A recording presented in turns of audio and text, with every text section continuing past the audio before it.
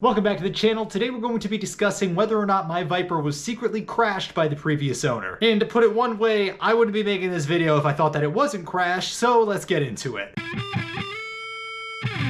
There's a few reasons I think this car was crashed, and I think if you took any of these reasons independently, you'd probably be like, I don't think so, or, maybe, but extremely unlikely. But when you start taking all of these data points and putting them together, it just builds a stronger and stronger case for why I think it was in an accident at some point. So what are these data points? Well, the first is that when I was doing the brakes on the car when I first got it, I typically do this with all my cars, but I was cleaning up a lot of the grease that was on the control arms just because I like it to look a little bit nicer and because I've got a lot of pride of ownership, especially on this vehicle. But when I was specifically on the front driver's side and I wiped off the lower control arm, I noticed something a little bit unusual, and that was that the control arm had part numbers written on the side almost with like a grease pen or chalk. If you're relatively new to working on vehicles or you don't really know what that means, that is not a common thing. Original manufacturers do not do that from the factory. Usually if you see a part number written on it, especially with that classic white like grease pen type of look, typically that means it is a used part, and they wrote down the part number when they were putting it into inventory on their shelves. A lot of scrapyards do this, a lot of warehouses, a lot of eBay vendors do this. It helps them keep track of the part from an inventory standpoint, but also if you physically pick up the part and you want to look up whether or not it's in your system,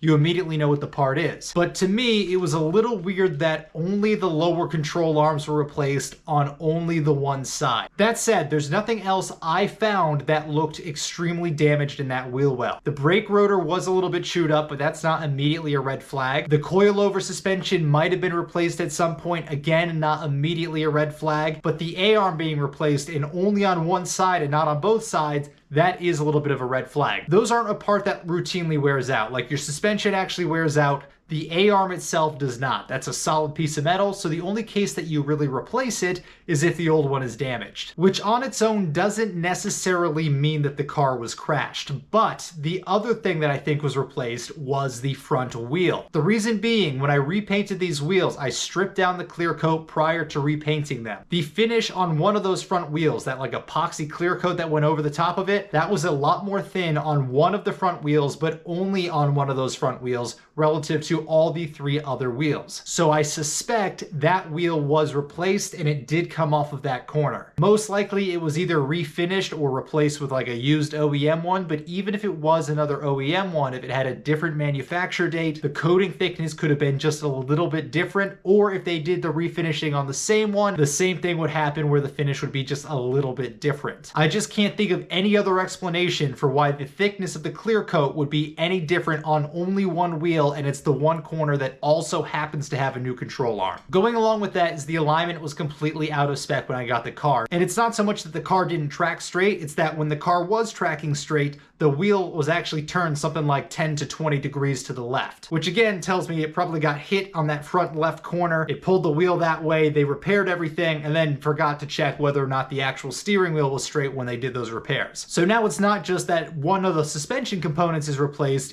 we have a wheel that has completely different finish, and we have the alignment being completely out of whack by that much. These together are no longer coincidence. These are pointing to some major suspension repairs and no longer just like a slight misalignment that you might get from routine use of the car. But the part that puzzled me is that I could not personally see any body damage. To me, all the panel gaps were pretty even. They were all within factory spec, and at least to my eyes, the panels matched each other from a color perspective. However, I'm not a bodywork professional, and the person who is a bodywork professional who looked at this actually asked me before I picked up on all this damage what happened to that front corner of the car. So the detailer that I took the car to for the paint correction, who does this kind of thing all day long, when I was picking up the car, he said, "What happened to that front left? Who repainted it? When did that occur?" And I had no idea what he was talking about. I was actually a little bit surprised. So I asked him what he was talking about, and he's like, the color is just a few shades off. It's almost like a hint more brown there. And he was trying to point it out to me in the parking lot, and the lighting at that time of the day isn't as good as the lighting was in his shop, so it was probably easier for him to pick it up when he was looking at it under his lights. But after that, if you see it in the perfect sunlight at just the right angle, you can see it's just the slightest bit different shade of black. It's not even necessarily that the shade is off, it's almost like the depth of the paint is different, and it's only on that front left side, that driver's side. It doesn't occur on the other side of the car. Now, to be honest, I probably would never have noticed had the detailer not pointed that out to me. The difference really is that subtle. I don't think I would have picked it up on my own, but now that I know that it is different, I know where to look and what I'm looking for, it sticks out to me just enough that it kind of bothers me a little bit. When I was initially talking to the detailer, we were thinking maybe it was just a difference of the composite material of the hood versus the fender, but the fenders on these are also composites, so they are not really a different material. They shouldn't soak in the paint any differently. That alone should not explain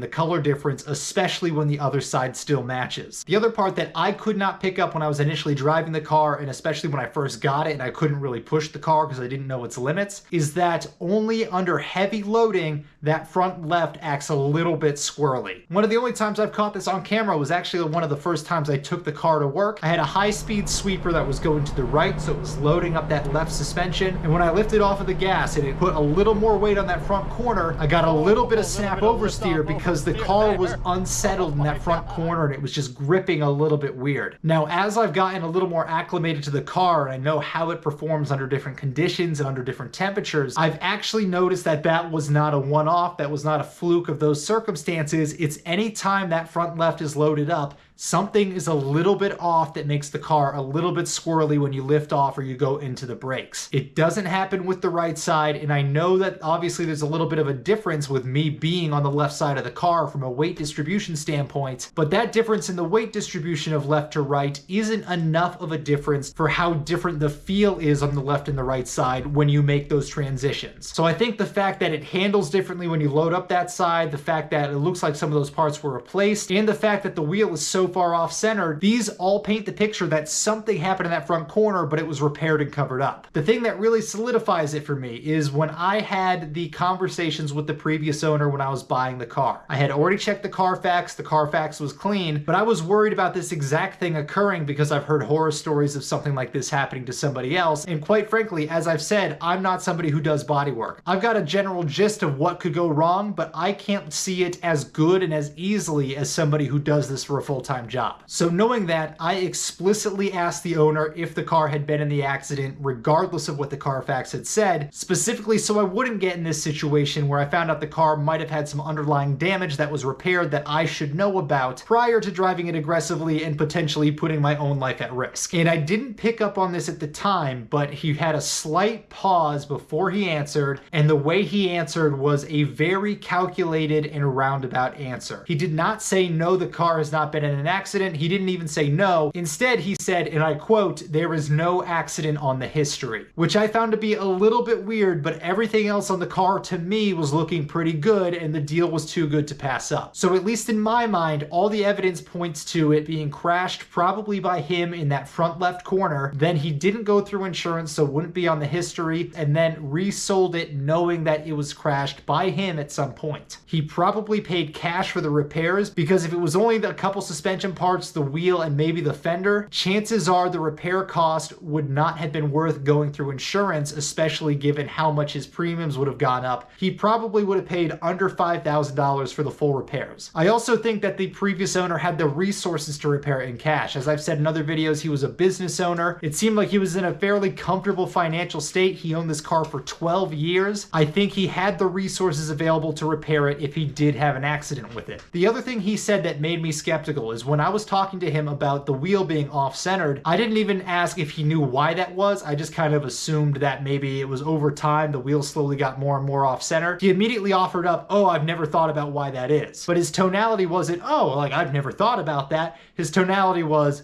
"I've never had to think about that because I already know the answer." And that's what concerns me, is in hindsight, the nuances of his tone combined with this information that I found out, 8 to 9 months after buying the car really imply that this probably was crashed at some point. So with all these factors combined, I'm pretty convinced at this point that the car was crashed and was repaired. But what does that mean for me? What does that mean for the car? And what does that mean for how I go forward from here? Well, from the perspective of if I can do anything with the previous owner, I bought the car as is. It was on me to do the due diligence going into this deal. I gave it a thorough looking over, but I could have gone to more body shops or something to try to look for these things. That said, I'm not convinced anyone would have found it because you couldn't tell the paint was mismatched with how badly the paint was scratched. Even if I had gone to a few shops, like I said, the body panels were in spec and the color was so close that with the paint being in such rough condition, I don't think anyone would have been able to tell, because even my detailer could not tell until the car was paint corrected. And the other part is, like I said, being 8 to 9 months after I purchased the car before I found the damage or really had enough evidence to conclude that it was damaged, that's too far after the purchase to even consider going after them for anything. Most states have laws that really limit you to a 30 to 60 day window. At this point, we're coming up on a year, so no matter what that time limit is, we're past it. Doesn't matter if it's even 6 months, we are past that point. But the other part is, it took me this long to find it because it's very well repaired if it is repaired. Like I said, it took me this long to connect the dots of all these different data points because together they're kind of insignificant. The panel gaps are good. The paint is really close. The suspension in that corner looks fine. I didn't see any frame damage, and I went back and I did check again. So at most, maybe something is slightly tweaked at one of the mounting points that isn't enough for me to see visually, and you'd have to get like a laser scanner to find that. Maybe that's why the car behaves a little bit differently. I really don't know that answer, but like I said, those are very extreme circumstances of loading up that front corner that it does that. And now that I'm aware it does it, I just have to be conscientious of how that corner is going to want to react. So as for how I go forward from this, there's really nothing that I can do or that I really need to do. It's already been repaired. They already did a pretty good job from what I can tell, and the car still does what I like it to do, which is drive well. So the amount of money I would spend trying to diagnose something being off by a couple millimeters and then trying to fix that, or going to a frame shop and seeing if they could try to pull something that I don't even know what's wrong, it could easily turn into a situation where I'm just funneling money into this car to fix something that's